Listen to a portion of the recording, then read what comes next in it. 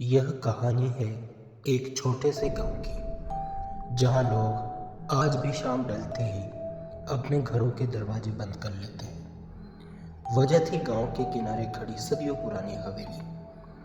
कहते हैं उस हवेली में एक ऐसी आत्मा का साया है जो किसी को भी वापस जिंदा नहीं लौटने देती।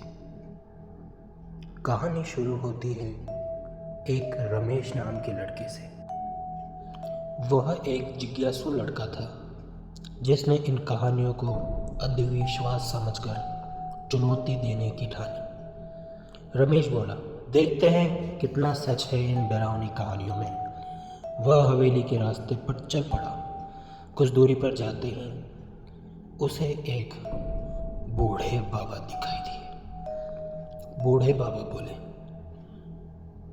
कौन हो तुम और कहाँ जा रहे हो? रमेश बोला, अरे बाबा, मैं हवेली जा रहा हूँ।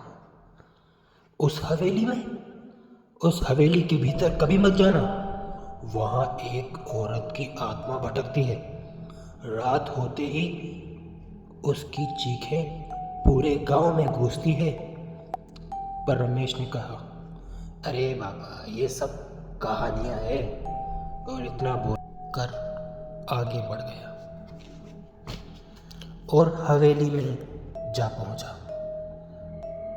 उसके अंदर उसने अंधेरा ही अंधेरा और चारों तरफ सन्नाटा दिखाई दिया।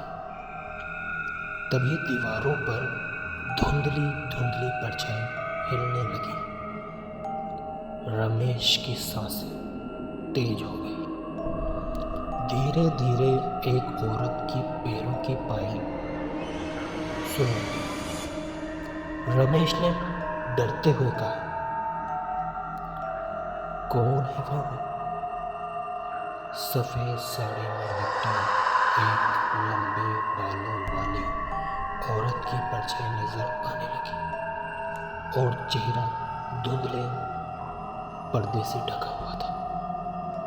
औरत ने फुसफुसाते हुए आवाज में कहा, कौन हो तुम?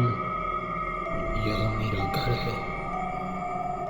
इतना बोलते ही रमेश ने मशाल उठाई और उसकी आंखें फटी की फटी रह गई। औरत का चेहरा जला हुआ था और आंखें खून से लाल।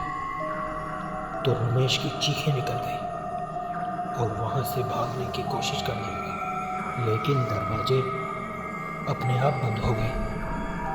हवेली की दीवारों से खून रिसने लगा।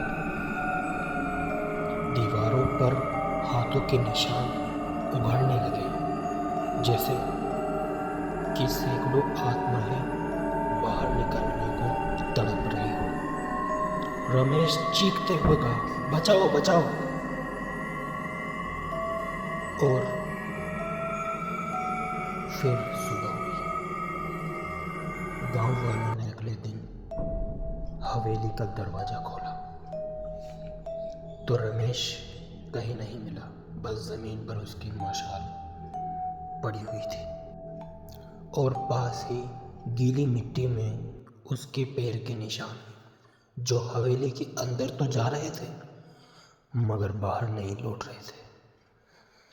आज भी जब रात होती है तो हवेली से उस औरत की पायल की आवाज़ सुनाई देती है और कोई भी रमेश की तरह फिर कभी लौट कर नहीं आता।